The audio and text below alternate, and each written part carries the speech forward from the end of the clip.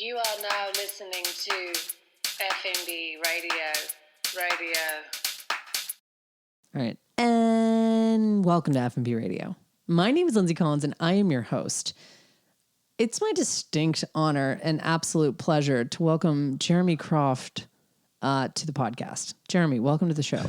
Thank you. Jeremy is, for those of you that don't know and have been, under a rock, Jeremy is the love of my life, the father of all three of our boys, which people get really confused about because we're not married.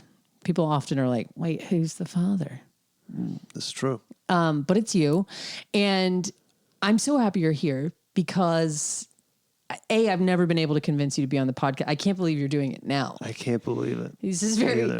Jeremy's very reluctant to do anything like this. And so I've done a lot of coaxing and a lot of begging and a lot of just do it because you have a show tomorrow or today. I don't know if I have any entertainment or wisdom to offer. You do. But I'm here. Thank you. Thank you for doing this. This is a huge favor to me. I'm so excited because if you're listening to this podcast today on February 3rd, Jeremy has an art show at Last Saint, which is so cool. It's a very, very cool bar downtown. Meeting Street. We're not sure the address. We've already 5 o'clock to whenever. I'm going to be there from 5 to 5:05. No, I'm just kidding. I'm going to be there from 5 to whenever I can. I'm an early bedtime person, but you'll be there. Me too, but not tomorrow. I'll wait on you. Thank you. Whoever you are. Okay. Yeah, them too. The people. You should come because there's a new group of paintings. It's titled Church Key. Yeah. I gotta say, you always bring it with the names. I try to. I personally know because this is on a much smaller scale, but I have to name a show every week. You do. You're the queen. You're the master of. Thank you. Of titles. Oh, go on. It's hard though. I know it's hard to name something. I can't imagine how it must be to name some, a group of paintings that you worked on for longer than 20 minutes and a cup of coffee. That's what I have to name that. And even then I can barely do. So I always love the names of your series. And I think this is your second, I don't want to say think, this is your second public show. Second show. Yeah. But if you're living in Charleston and you're not, I don't know, like I said, if you listen to this show, you know about Jeremy. I talk about him on the show all the time. I talk about his art on the show all the time. And it's very exciting because the show at Last Saint is going to be up for 6 months. It's going to be up till the end of July. Wow. So yeah, February to July, 6 months, and it's 7 paintings.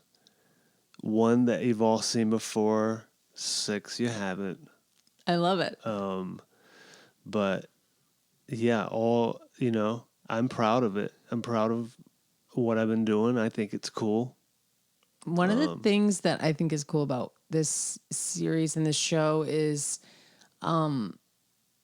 you seem less like nervous. There's so much nerves around putting your work out there, putting yourself out there. And it seems like you're having more fun with this. I think, because right now it's the night before and there's just nothing else I can do. Right. So I'm chilling. Yeah. But I didn't know that from my last show. So for like 4 days, I just couldn't even sleep for 4 days leading into it because I was so worried about if people will come, if, anything that could go wrong. But that's not going on right now. I know about all that stuff. So I like the fact that when you're an artist, like a visual artist, you kind of front load the work. You know what I mean? Me, when I perform, I'm like, you backload. You do you do some work at the front and hopefully you're prepared. Yeah. But ultimately, you have to deliver a performance and people have to like it. Whereas I feel like we say this all the time at home, but I'm always like, I'm jealous of you that you get to like work in private and like have your space and like really take your time putting your soul and your kind of everything into the work. And then you can just see what people think. But in a way, that's more that, everybody knows that when you're going on, they're like, yeah, this is just a performance right now. Like improv, they know that they're lenient on it. But you're saying, no, I've been working hard on this for like That's 6 true. months. There's a lot more expectation. It's like there's a lot more expectations on it. That's true. There's advantages to each. There's advantages. It's hard either way to put yourself out there, and that's something that I'm always so just sympathetic to. When anybody's doing anything, I'm always so proud because I'm like, it's fucking hard. But improv, that's also very difficult. I could not do that. I couldn't do it. Well, that's why we work so well together. Yeah. We're completely different vibes. Mm-hmm. Totally. And I think it's funny because you and I, sometimes I wonder what it's like to be in a relationship with someone else, because I'm like, I feel like from the time that we wake up, we're sort of in the house together talking. You know what I mean? Like ad nauseum. Like I'm a chatty person, and actually you are too. A lot of people think that you're not. I think there's in private, I'm very chatty. Yeah, I think there's a misconception that like you don't want. You're like, I don't know, shy or something. I am shy. Well, but I have things. if you can get to them. Yeah, and see, I've mastered this. Yeah. I've mastered this ability to, we've been together so long, but we're both someone that likes to talk about art and likes to talk about work, and I'm always really thankful for that in our relationship, because if you've been a long time listener to the show, you know that Jeremy used to edit in the early days, would edit F&B Radio, and still is my. I always care very much about what anyone listening to the show thinks, but I care most of all what you think, because you give really authentic, thoughtful, and sometimes delicate, sometimes a little more intense, but never critical for the sake of just being critical. It's always for the sake of like making something better. Trying to make it better. Yeah. You're really good at that. And I think a lot of your peers think that too. Because I've heard people say that you will.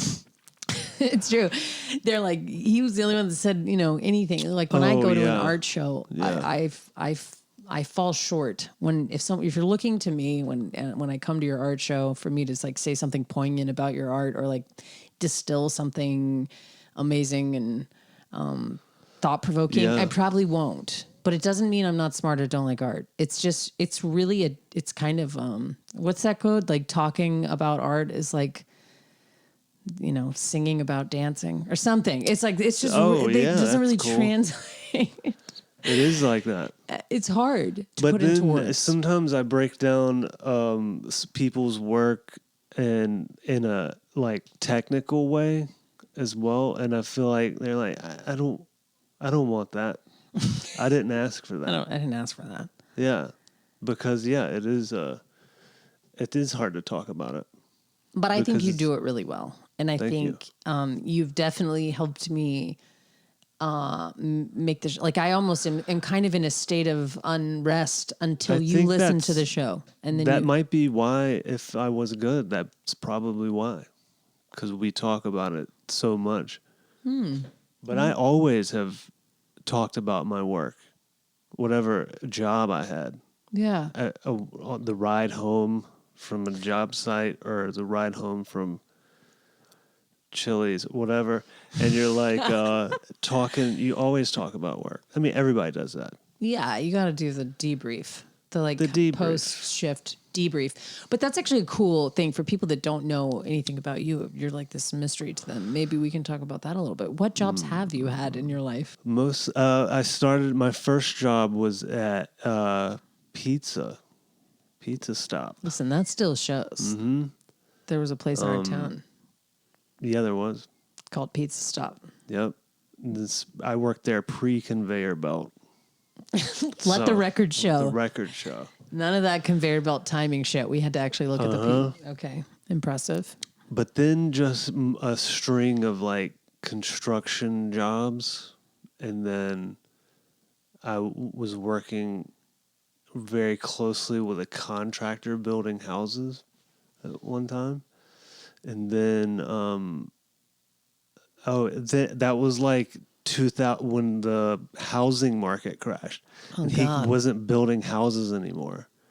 And I was like, well, let's go remodel houses. And he was like, nah, it's He was beneath like, me. people don't even, beneath him. Yeah, he was like, I will not remodel. I was like, okay. He was like, I will starve and die Yeah, before so I remodel. me and Jimmy did that for a while, my friend Jimmy. And then I worked in a sheet metal fabrication plant. There's kind of a theme, though. You're always making something. I'm always making something. Yeah. Did you view yourself as an artist your whole life? When do you feel like you started viewing yourself as an artist? Oh, I don't know. Do you even Maybe view ever. yourself? I don't know. Even now, do you see yourself? I mean, you know what I mean? Do you think I about guess yourself? so. Yeah. Yeah. I mean, I think that's what you gotta say artist so people can just move on. You know? Yeah. Yeah, they need to categorize you in some way. Yeah. But I mean, fabricating sheet metal, like this is something, and I know this about you because I live with you, but I'm like, I see your ability. Even now, you built the frames that all the pieces will be shown. Like, that's something that a lot of people maybe can't do. Yeah.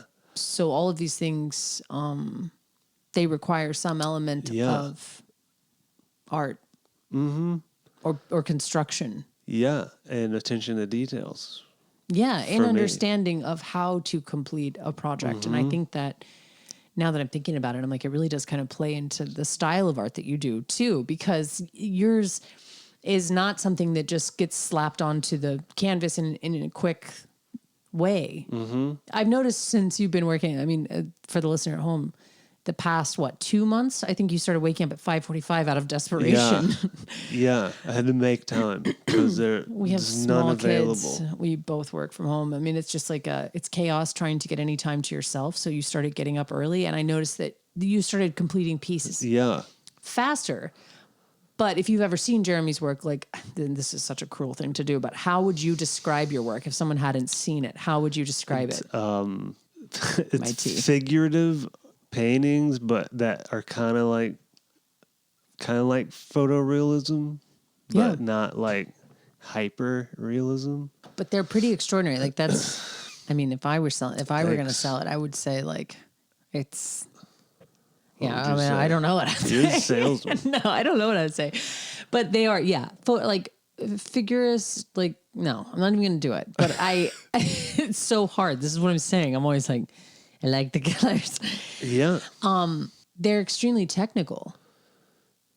Without being, you're not formally trained. So this is the thing that I find interesting about you and your work. When I met you, when the first time I saw you, reconnected with you as an adult, because for the listener at home, we actually grew up in the same town. And Jeremy and I have known each other since we were very, very young.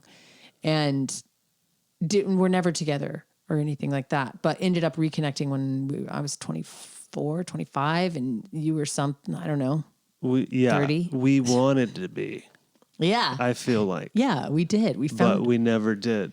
Yeah, we found our way back to each other. That was so potent that eventually it did come to reality, to fruition.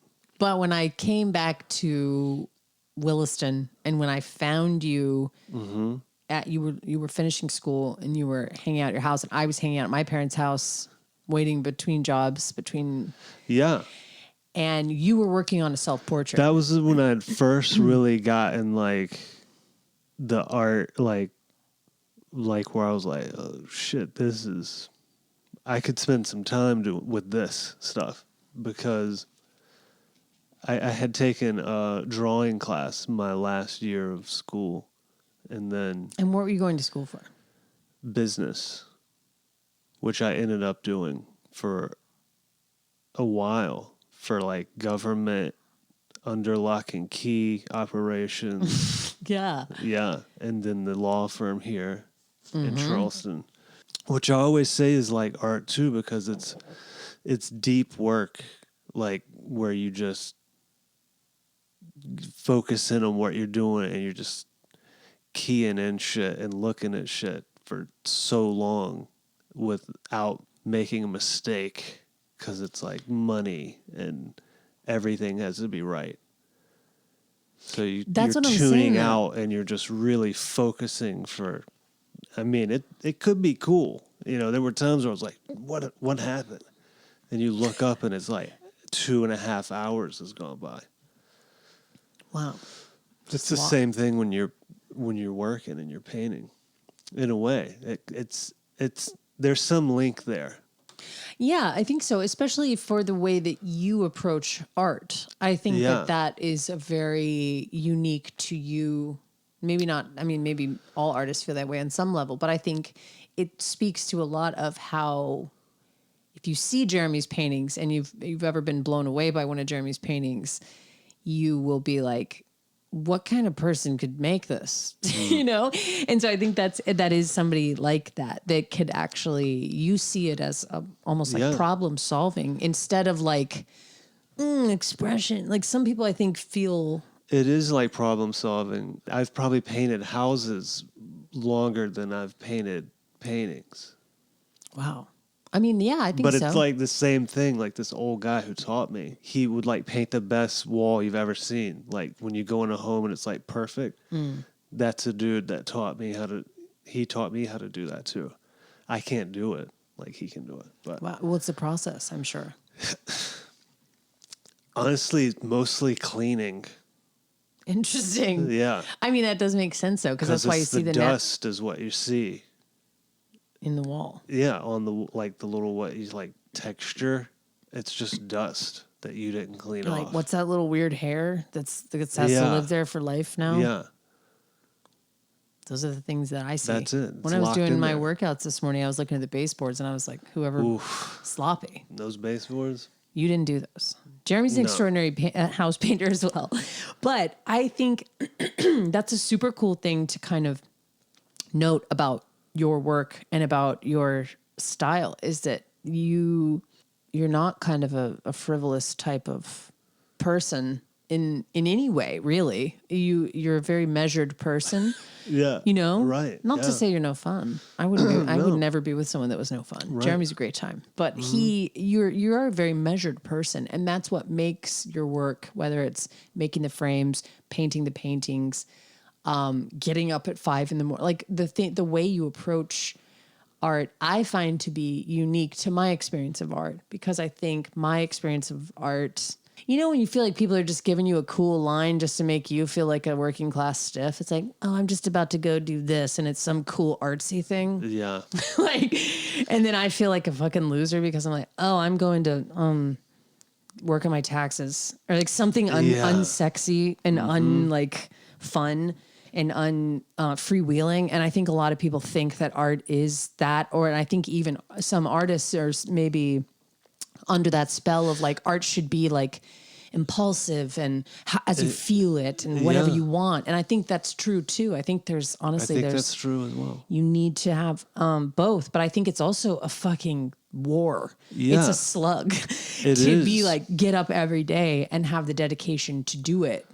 Yeah, and people, you don't really want to know that part, I don't think. No, but I am interested in that part, because I often feel lied to by a lot of people who act like that it's just like this great time, or you're like, all we do is smoke cigs and get loose and work. And I'm like, there's a lot of unsexy parts to being an artist now that I live with one. Yeah. There's sexy parts too. There's mostly sexy. Mostly sexy parts. But I see what a it's worth it. Yeah, it is worth it. And it's so good. I heard this quote, it's around out there, where the dude's like, you just shoot an arrow into the dark and then you have to go find it or whatever. Oh yeah. It's a lot. I don't know why that came to mind just now, but I feel somebody needs to hear. You know? No, it if is. Someone's asking the question you're asking, or wondering what you're wondering. It's not always easy, but it's totally sexy and worth it when it's done and it's good. Yes, and you like it. I feel like that is that the big payout is what most people kind of model and like are attracted to about the lifestyle of an artist. And then they don't really want to ever kind of reckon with the other parts of it that exist too, because even running my own business, I'm like, there is so much that I was just like, fuck, I didn't know you had to do this I part. know. Well, that's the thing is everybody's like, fuck a 9 to 5. I want to be free. But it's like, nah, bro, that's easy. Right. This shit is hard. And that's something you and I actually say a lot is I'm like, when we do have moments of weakness or we're just like, fuck this is too hard. I want something consistent, or I want something that I can count on, or I want something that's not so emotionally driven, because it is such highs and lows when you're both pursuing arts, or when one person is pursuing art. And then I always come back to, and you're great at reminding me of this, is we know what's waiting if you choose not to do that. You can always pick up the 9 to 5, and you know exactly what that is and what you'll get. No disrespect. I know a lot of people work 9 to 5. I'm just saying there isn't some like for like fun and games on the. You can't just like ditch your 9 to 5 for freedom. And then it ends up being it's a 24-hour thing. Yes. And there's no one to enforce anything. Be beholden to.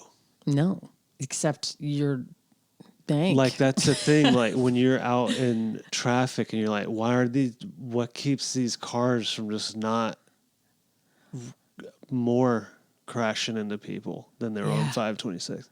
526 is a disaster. What keeps people like in order to things when you're working for yourself or whatever?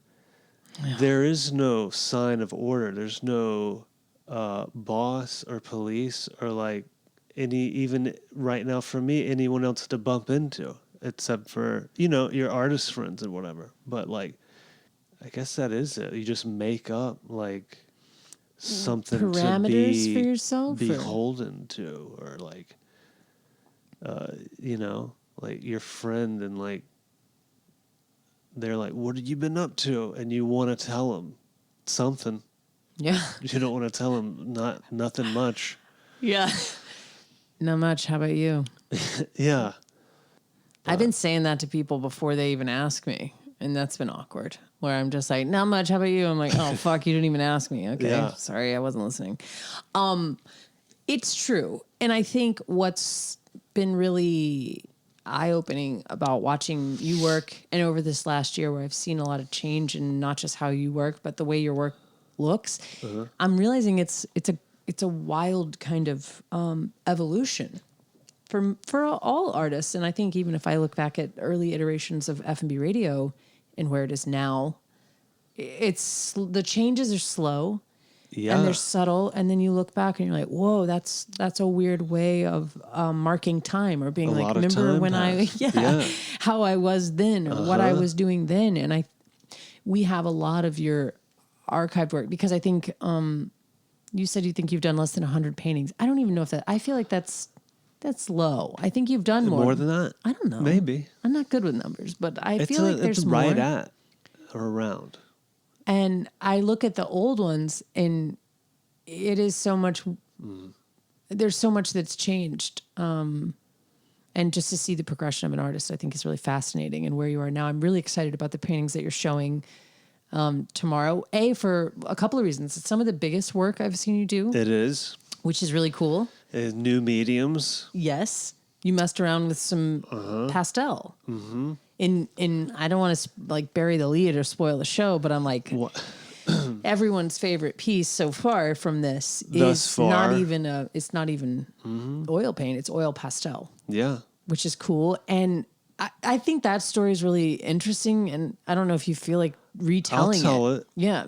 It was started out as another painting that I did with some other. I was trying to glaze, which is like you use this other mixture with the paint, and it thins it out, but it makes it a non-porous surface. Okay. So I painted over it, for another painting to paint it, and I painted it black, and that paint would not stick to that part of the canvas where the glaze was still there. And but I didn't realize that till I'd already made my drawing and everything, and I was ready to start painting. Painting it red. It's the car painting, interior of the car. This is the way. Step inside. That's the title of the painting. I love that. So I had this. I almost just was. I was so angry trying to get this paint to stick to it. I just almost just threw it away and across the room and destroyed it. But so I went and just worked on something else for a minute, and then I was like, let me try these oil pastels, and they kind of stuck, and I was they still didn't want to, but I got them somehow. I did get them to stick, and it was just like I had to take it outside, and I'm holding it with one hand against the ground and like just rubbing the pastels on it, which is like this little crayon, and just very, my whole arm and everything was involved, and I got it to stick on there, and it became a real like, I don't know, intense and emotional piece. Like I was not following the drawing at all, and I was just guessing a lot and just really just not worried about what I was doing, just the act of doing it and the act of applying the medium to the canvas or whatever. And it came together really, really quickly. Came together very fast. Because I was gone for like not even the full afternoon or maybe a day. I can't remember. Me and the boys were gone, and then we came back, and I was like, whoa, never seen you work that quick. It happened so fast. And that's how you know it's good too. And that's just what's cool is that when it's fast and you know it's good, everyone else knows it's good too. Yeah. But when you take your time with something and kind of like, fuss over it and whatnot, it's hard to retain any kind like a magic. And that's why that's the argument I think for people doing like expressive type work, because it's hard to wrangle that and be tedious about what you're doing. You know what I mean? Yeah. Oh, 100%. Because I'm like, even in the writing, like what I'm writing now, and like when I get bogged down in the construction of a single sentence without getting the full idea out, by the time you have to almost just be in a flow state, which sounds really fun and great, but it's really hard to achieve. It is. It's extremely hard to get into that space, and you almost have to kind of let go of your own expectations for how you want it to sound or look in your case. And it is really, really, it's a delicate state. It's almost like, think about any mood that you can be in. It's like, you can't really choose your mood. You can choose how you feel about something maybe, or like control yourself,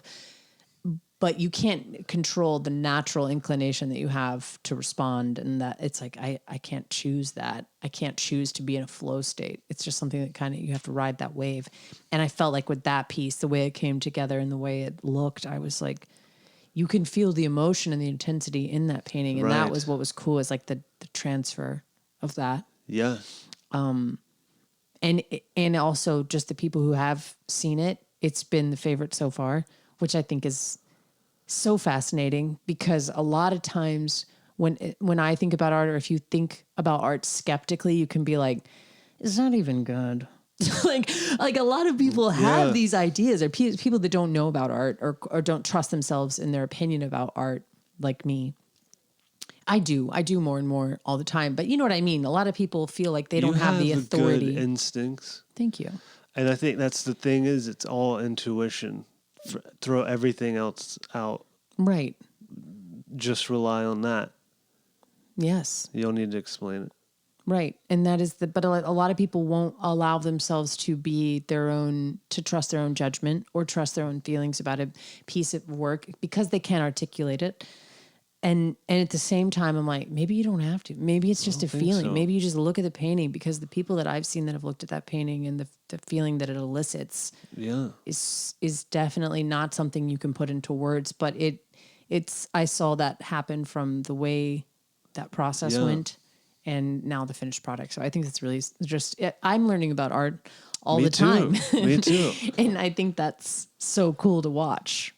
It is. And I think that's why people are drawn to your work. And I think that's why your work stands out, because it is so, I'm not honest, because I'm like, it's not like there's any secret to be told about it, but I think that it is honest in its pursuit.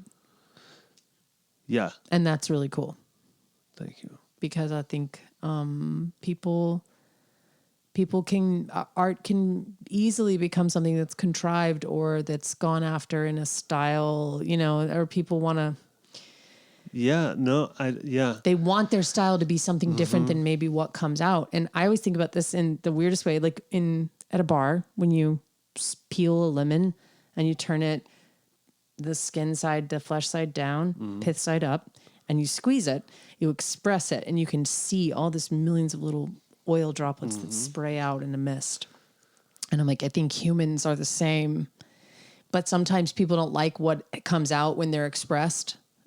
Yeah. And so they try to do something different. And I think that's when people's art, if it does, rings hollow. But yours, I feel like, always comes from a very personal place. It might be my best form of expression. Yeah, I think so. I think so.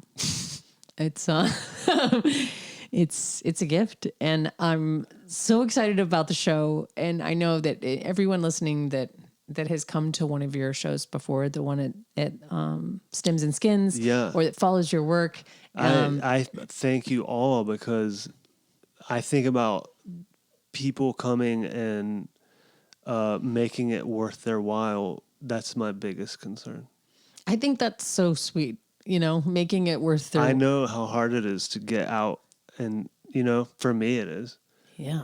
It's hard for us to go out somewhere. So hard. If you've ever seen me and Jeremy at a party, that's it's no, and I want it to be good for everybody. So, well, I can say for a fact that it's going to be excellent, because the set and setting is going to be amazing. Yes. At Last Saint is such a cool place. If you haven't been there before and you live in Charleston, check them out. Yeah. And Bar George, thanks Joey for inviting me. I know. Joey Goats, there. It's just the coolest spot. And actually, there's a weird tie into this too, because I feel like one of the last trips that you and I took to New York together, we went to Attaboy, which is a very chic, no menu cocktail list kind of place. That's very hard to get into, or was at this time, in New York City. And that's who partnered with Joey at Last Saint. It's one of the former bartenders from Attaboy. And it's going to be, it's kind of a cool coming full circle moment. Cool. Yeah. But yeah, if you're around tomorrow or today, whatever, it's today, February 3rd. Friday the 3rd. Friday the 3rd. Come and see Jeremy's paintings. Come and see Jeremy. Come and see me. I'm going to be there. I'm going to be hanging out, and probably not that late as Jeremy will. I like to be in home. I'm an in-home kind of. I like to be in a home. Anyone's home. No, I'm going to go from like 5 to 7. I'll be there. But I can't believe you came on the show. Me either. This is weird. I didn't think you were going to actually go through with it. Yeah, You may still pull the plug. I might cancel this. You're going to cancel this podcast? Cancel this plot. No, because then now I don't have a show. You got to do it. You can't turn back now. No, we're in. I'm really, really happy that you did it. Especially being behind the scenes for as long as you have on the podcast and in the podcast life with me. So. Pod life. Pod life. POD. Was that a band? That was. Oh, yeah. That's a Christian rock band. They didn't tell people they were a Christian rock band. Like Creed. I always knew though. If you were a church kid, I was like, didn't oh, know, come on. You but didn't? I found out. Well, I mean, everybody found out, but like I knew right away because I was like, why is my mom cool with me listening to this? And then I was like, this must be a Christian band. Yeah. Yeah. Hard times. Thank you so much for listening to the show. Speaking of listening to things, if you want to rate and review the show, I highly recommend it for my sake. It gives me immense amount of joy, and it also helps people find the show. And if you want to check out Jeremy's art, you can go to jeremycroft.net. Net.com was taken. But .net, honestly, is cooler. What does net stand for? Network? Yeah, I think so. What else could it stand for? I thought it was like a reference to web, a net, a web. Our hometown's internet was always .net, so I'm just kind of keeping that alive. No, I like that. I'm comfortable there. Although they did cancel your email address after a long time. That was fucked up. They were just like, I've never Without had notice. No notice. How did that look? You just tried to sign in one day and they're like, this is dead. Yeah. Because if you think about it, I mean, God, it was so old. TDS was our internet provider. Internet and phone, yeah. Okay, in Williston. But then somehow it managed to hang on through all the AOL and all of that. Yeah. And then somewhere out of the blue, they just, like Hotmail, just gave up. Yeah. They were just like, fuck, we can't go on. My parents moved out of my childhood home. And they disconnected their phone. And that's what triggered how it? it happened. Yeah. Wow. So they're still out there. There's people with So there's still people with TDS.net emails? Yeah. But not you? Yeah, not me. That seems unbelievable. They could do that. Just believe it. Okay, I do. Well, Jeremy Croft, babe, love of my life. Thank you so much for being on the show. I'm glad to be here. Is there anything you want people to know? No, I don't. There's nothing I can tell you or anything. Like what? I mean, about the show or about art in general, or like the secret to art, or like the secret to life, or like any of that. You don't know any of those? No. What is art? I don't know. I'm going to ask you the really heavy hitting questions at the end. Yeah, these are big questions. I think that mostly it's just people talking to each other. That's the best way to get down to it. Just art. It's just any of it. So what we're doing right now is art. I'm talking. No. What? Yeah, it is. No, I'm Why'd saying you say that it's whatever it the answers come between few people. You know what I mean? Yeah. It takes a small, intimate group to really get answers. What makes you want to make art?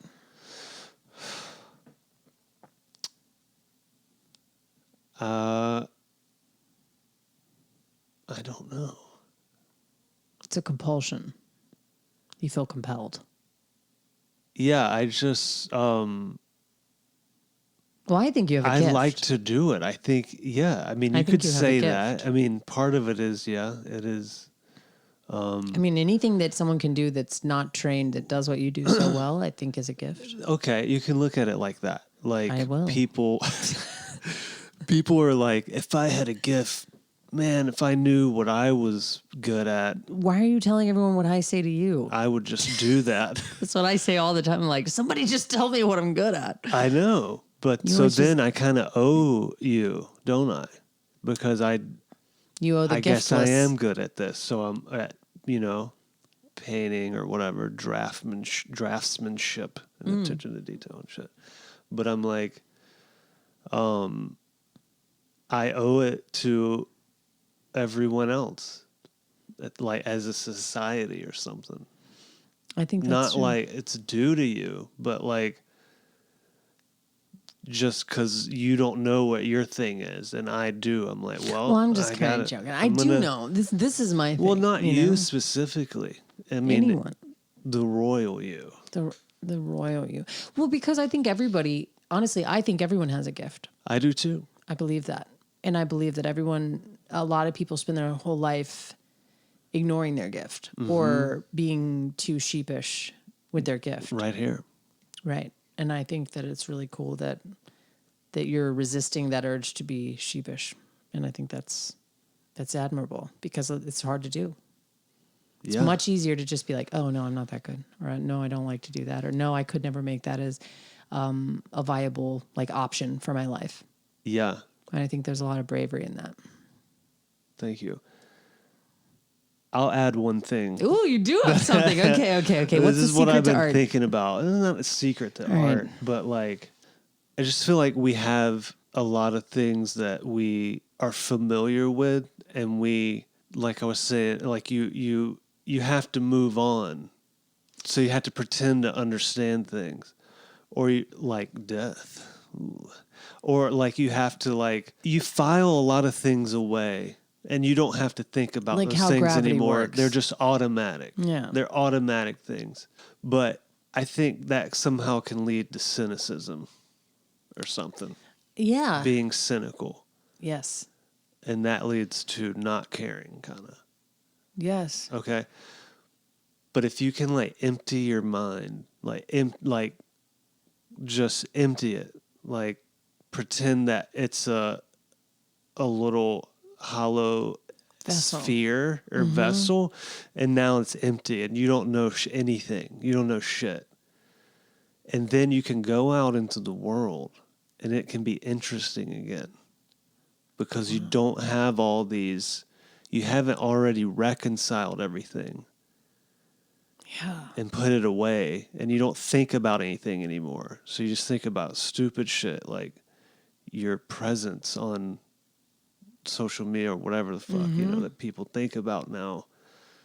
But if you can, I don't know, somehow empty your mind, things will be new again and exciting again. Well, and you can approach them with some sort of curiosity that's genuine and not trying to and that is I feel like smart people say things like people create art to try to understand their existence. Yeah. Or whatever it is.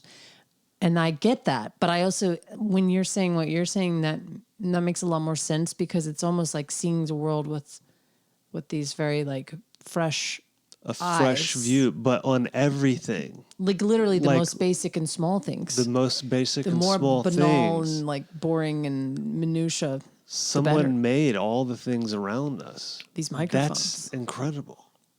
Right. I mean, but you can really dissect so many things around you. And I think that has something to do with what I do. I definitely think that does. Which is isolating little things, this or that. And then getting into it and looking at it in a new way. And it might have some kind of meaning now. Yes. No, I think that's absolutely beautiful because I'm like, that is what you become so callous when you just accept already know everything. Or like you said, it leads to cynicism. Yeah. It really does. It leads to it feels like everything is rigged or already done or everything's so many things are against you. But if you, how do you empty your mind? How do I? I guess a meditation type thing. Mm-hmm.